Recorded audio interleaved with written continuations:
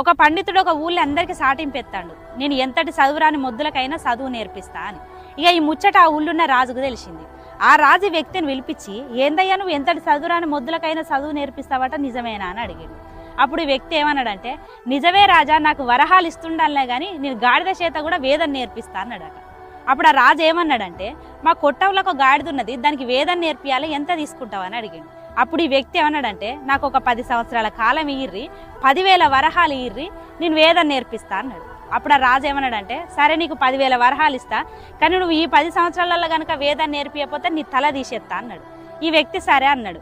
ఇక అటెడ్ పోయినాక ఒక వ్యక్తి వచ్చి, ఏందయ్యా జీవిత కాలం పట్టినా కూడా గాడిద చేత వేదం నేర్పించలేవు, నువ్వు ఎట్లా మాట ఇచ్చినావని అన్నాడు.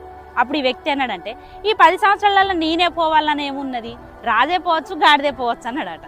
అందుకోసమే మనం ఒక్కొక్కసారి తెలివిగల వాళ్ళం అని అనుకుంటాం, కానీ మనకంటే తెలివిగా వ్యవహరించే వాళ్ళు చాలా మంది ఉంటారు. కొంచెం చూసి మెదులు.